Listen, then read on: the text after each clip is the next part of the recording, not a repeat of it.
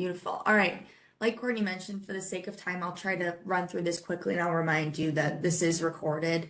I will note, we did a similar presentation last year in several international case studies, and that seemed to have gone over well. So this is a follow-up to that. And also thank you to our wonderful host, Courtney, for helping me with this as well.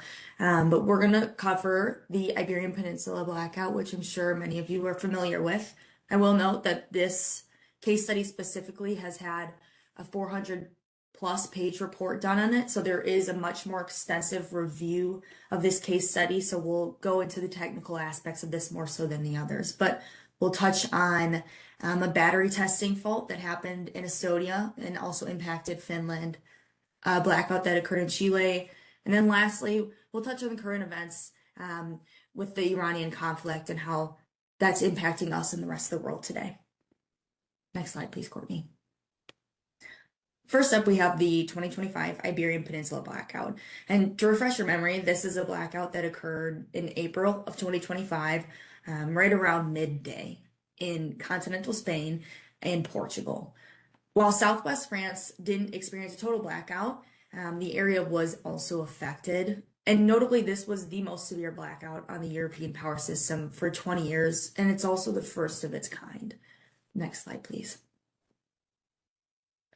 On the slide, we have a quote from the group of transmission operators, but in their final report, which I implore you to read yourselves if you have the time, but I wanted to highlight that this blackout was really a perfect storm of several factors, which ended up increasing voltage and cascading generation disconnections so quickly that operators weren't able to take many actions before the continental blackout of Spain and Portugal. Next slide, please. Now, the actual root cause tree, as it's referred to in the report, includes several extensive details, but just to cover three main points that it touches on. First, we have voltage control, and this covers a host of the root causes, including the absence of power system stabilizers on some larger units, over voltage protection systems not being properly set, and issues with FACT devices like STATCOMs. Second is timing. I'm including insufficient actions taken by generators, like not responding to voltage change requests quickly, and also manually operated shunt reactors. And third are general operations. For example, the Spanish 400 kilovolt grid operated at a wider voltage range, closer to the disconnection voltage than in any other EU country. The behind-the-meter local generation network voltage control designs, and that many of the power plants follow fixed power factors and have no limitation on ramping. Next slide, please. To go into it, diving more specifically into voltage control, is starting with reactive power resources, is that only one STATCOM was operating on the day of this incident, while another was still being tested and more were planned. Spain has roughly 90 shunt reactors, but only 43 were in service leading up to this event, and all are manually operated by the RE, the transmission system operator. During the operations around 12:20 to 12:25, several reactors disconnected and reconnected as voltage fluctuated. Afterward, 3 reactors were disconnected and 4 transmission lines were connected, increasing reactive power production instead of absorption. Many generators were also operating in fixed power factor control mode, meaning they did not dynamically respond to changing grid conditions with reactive power support. And at the end of the day, these factors resulted in a lack of effective voltage control support. Moving on to voltage management, Spain's 400 kilovolt generator requirements mandate disconnection at 435 kilovolts for older generation and 440 kilovolts for newer ones. On the day of this incident, the system operating limit was already at that 435 kilovolt, leaving almost no margin for automatic generator trips to occur.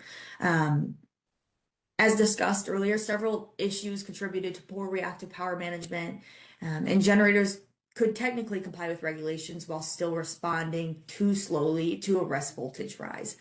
Combined with weak compliance consequences, these conditions culminated in reactive power capabilities that were unable to absorb the voltage rise.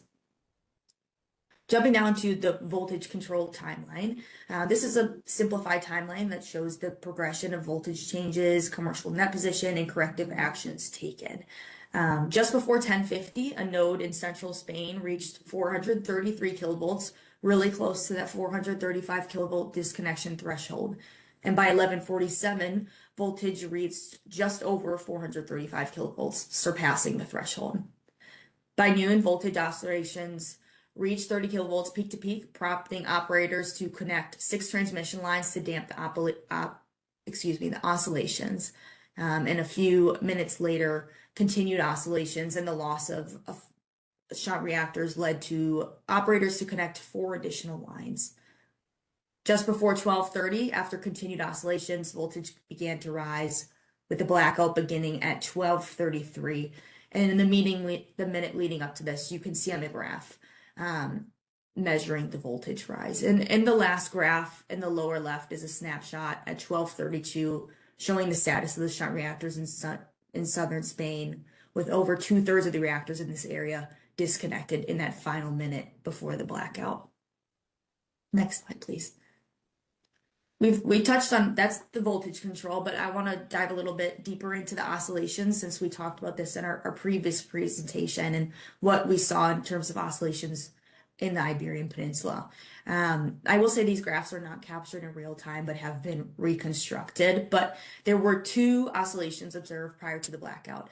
The first at 1203, which we have a Slido question related to this, which was a 0.63 hertz oscillation with voltage variations over 30 kilovolts and was an undervoltage risk.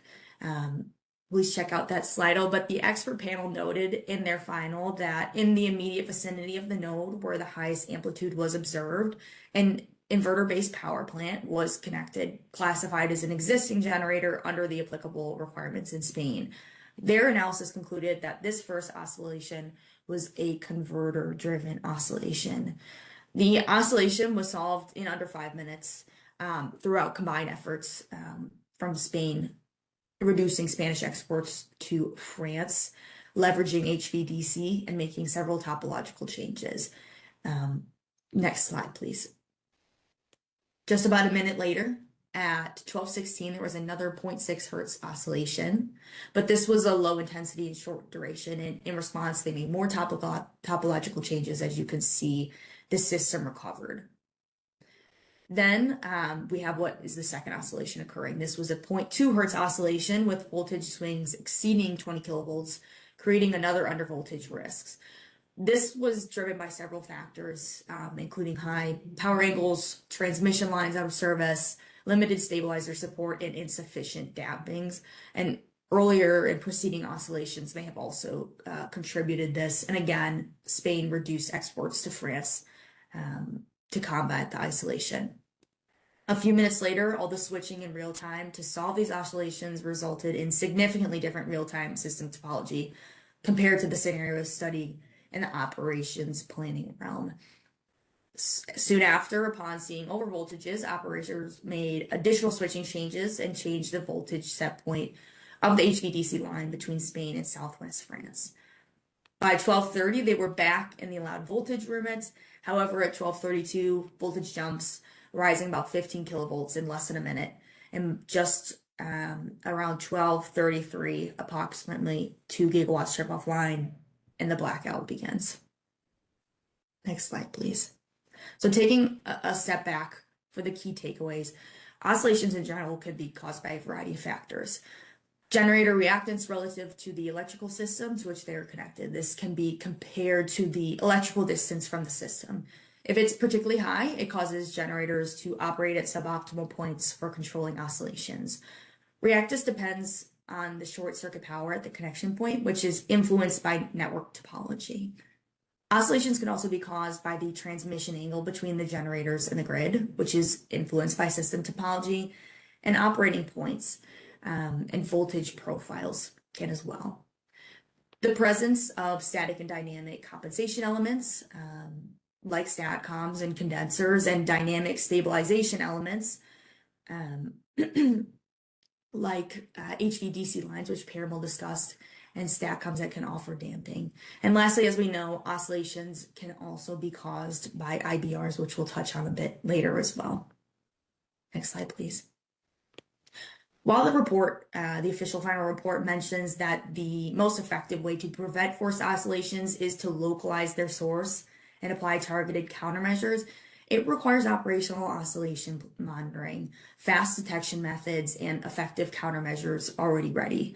None of these were available in the Iberian Peninsula system on April 28th, 2025. As a result of this incident, the investigation expert panel recommended 8 system level necessary actions. And I'm not going to read them all to you, but we do have them mapped to the 5 listed oscillation causes. And as a friendly reminder, you can review these slides as you please on the RF website after this as well. Next slide, please. But how does this apply to us in North America and in the US? One of the key issues identified in the blackout was that the generator reactive power response was both not strong enough and not fast enough. Also as seen in the blackout, while technically available, reactive power may arrive too late, especially since we saw the voltage rise in less than a minute. Reaction time. Automatic switching isn't required from all shunt devices, and many substations rely on operator-initiated actions. Again, human response creates a latency effect during these fast cascades. And finally, we have what we have referred to as the snowball effect, that there is no single factor that caused this event. It wasn't a single N-1 or N-2 contingency. Routine studies may not account for the fast compounding events like this that we've seen with the Iberian Peninsula blackout. But we also have one more takeaway, and that is the difference between units and entities wanting to be compliant and the overall resilience of the grid. While an individual entity may be compliant with NERC standards and requirements, all corporate policies and everything going beyond the foundational requirements is critical to the resilience of the overall grid. Attending technical conferences, going to Tech Talk, taking back lessons learned, joining the EISAC like we talked about earlier, and information sharing groups is really beneficial. And it all comes together aiming not just to be compliant during audits, but making continuous improvements to be sustainable and proactive. Next slide, please. Speaking of being proactive in oscillations, our next example touches back to this as well. This is particularly relevant, I think, as we talk about growing conversations with IBRs, but on January 20th of this year, so only a few months ago, a testing of a 100 megawatt battery energy storage system in Estonia triggered a disturbance that led to the loss of roughly 1,000 megawatts of power. This is equivalent to around 20% of the Baltic region's winter electricity load. The facility features 54 battery containers and was in the process of final grid connection testing when the DC cables tripped due to an issue with the technology used for the connection. The battery part connected to an underground AC cable, which connects to the entire Estonian transmission network. And I will note that Estonia only desynchronized from the Russian electrical grid in 2025 and early 2025. So the more independent function of this grid is still fresh, and they are working through the kinks, this being a pretty significant one. Next slide, please.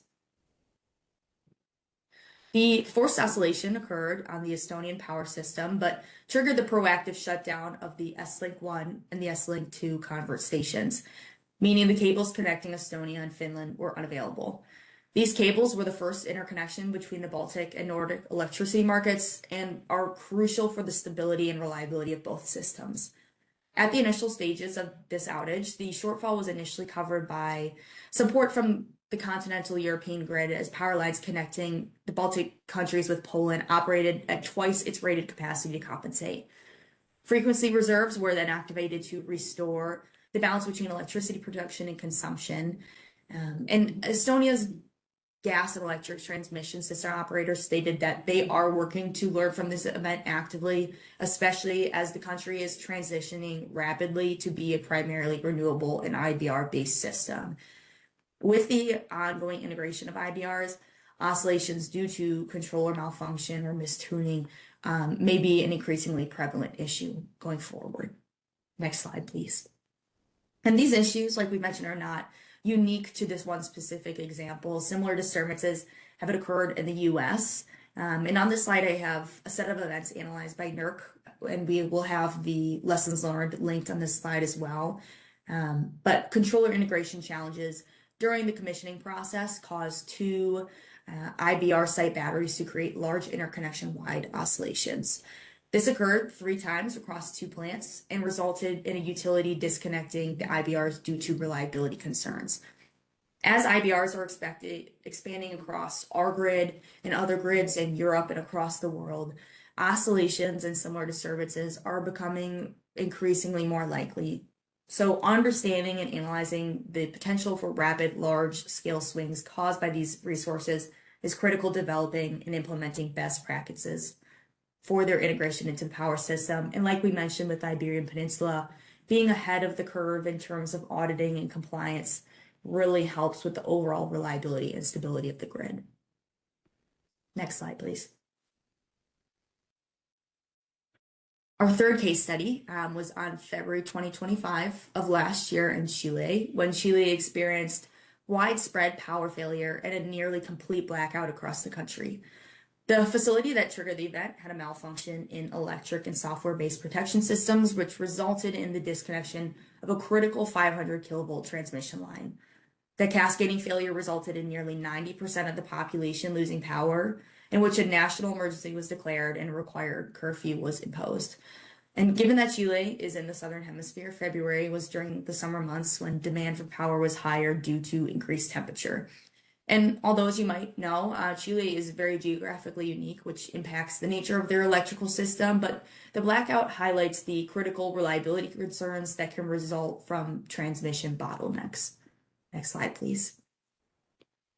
Chile is a long and narrow country with about 2/3 of the population living in the central region. Given this, the country has a wide range of ecological zones that lend themselves to be best suited for specific energy resources, but also there are small areas of high power demand. In 2022, Chile also officially announced its framework law on climate change that aims to make the country carbon neutral by 2050. And power companies have also vowed to retire thermal power plants by 2040. Although these resources account for about 70% of the country's power resources. Chile does have hydropower, and it is working to further develop this resource as a black start resource. However, the country can be subject to prolonged droughts. So instead, the focus for reaching this carbon neutral goal has been primarily through developing wind and solar. The northern region of Chile is dry, arid, and sunny, lending itself to be the location of most of the existing and upcoming solar projects, and several wind projects are also planned for this region as well. However, other than mining operations, this northern area has lower power demand compared to the central region, where the capital city of Santiago is. Chile's central and southern regions have a more diversified generation mix, but they lack substantial excess capacity to stabilize the grid without consistent transmission support and imports from the north. And with thermal generation retiring in these regions, these transmission lines are growingly important. Next slide, please. One of these critical transmission lines that connected the north and the central regions is what triggered the blackout in 2025. Restoring power was difficult, but possible due to the thermal and hydropower black start resources available in the populous region. Chile also cannot rely on imports during times of grid stress due to almost no connections it has with neighboring countries, so transfer capability is not really present. And with ongoing plans to reduce the amount of thermal units and increase the use of renewable resources, these existing critical transmission lines connecting the north and central areas have been put under further pressure. The blackout highlights the importance of a resilient, reliable, and well-integrated transmission system. And although Chile is distinct with its own unique characteristics, several areas across the U.S. do have challenging geography and transmission limitations. These constraints will grow more acute as thermal units retire and new generation increasingly depends on expanded transmission to deliver power to regions where it's needed. However, there are ongoing efforts from NERC and the ERO working to address the reliability and current transfer capability of the transmission planning regions across the country, with this effort noticeably displayed in the 2024 Interregional Transmission Capability Study, or the ITCS as we have on the screen. The findings from the ITCS for the summer of 2024, what I have featured here, with the R footprint showing largely having stronger import capabilities, whereas areas like Texas, this is more of a concern due to it being more isolated from its neighbors like Chile.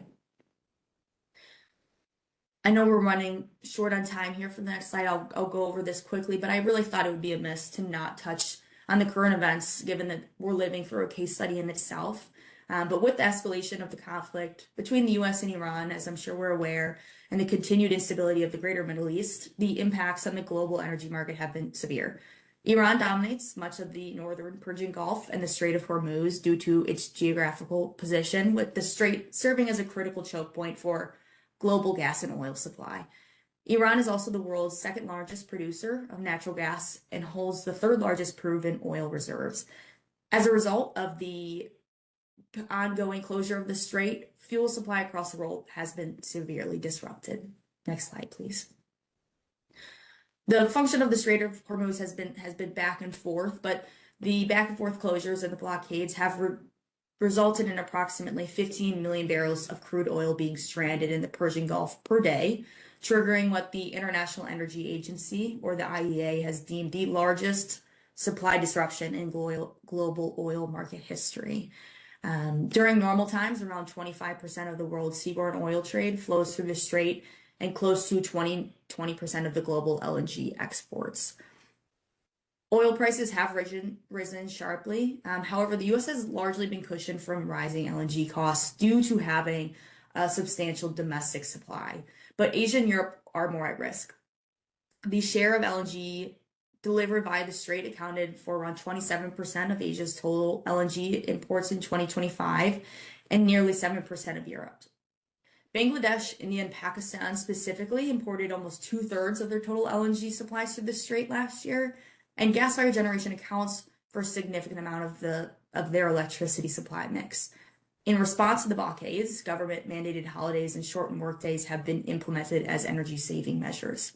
The rapid breakdown of the global fuel supply trade in response to the conflict displays just how fragile the system can be if you rely on too little diversity of fuel suppliers. Next slide, please. The ongoing hostilities are not the first of its kind to impact the global energy system. Such conflicts have occurred on and off in the Middle East and across the world for decades. And other trade disruptions or geopolitical tensions continuously threaten energy systems at various scales. Even recently, similar effects were felt in areas due to Russia's invasion of Ukraine, and in Cuba earlier this year due to relying on Venezuelan oil. The unexpected nature of hostilities with Iran exacerbate energy concerns, particularly in areas that lack a diversity of fuel suppliers or lack domestic energy security. Relying on imports, particularly from a small number of suppliers, can make one more susceptible to significant energy and reliability concerns. And though this conflict specifically focuses on oil and gas, critical minerals and components for transmission systems have also been chokeholds due to economic and geopolitical tensions. A diverse supply chain and a diverse generation fleet using different fuel types can reduce the impact of the shock waves when one of these fuel sources comes available. And I know we're 2 minutes over, so I'll end with this. These case studies are very unique and do not come from a single cause. And while they're not precise templates for what may occur in other countries or here or at other times, they illustrate patterns and choices that offer valuable lessons. And the reliability of the electrical system depends on continuous learning and resilience. And these examples just highlight where those qualities can be further strengthened in the US. But that being said, I appreciate you sticking around for 2 more minutes and taking the time to listen today. And I'm sure with these, especially the Iran case study, this will continue to develop, but I hope we can see the lessons learned from these case studies. So I apologize, I don't think we have time for questions, but thank you, everyone. Thank you, Catherine. Again, feel free to submit any questions you'd like, and we can get them to her, or you can feel free to email her directly.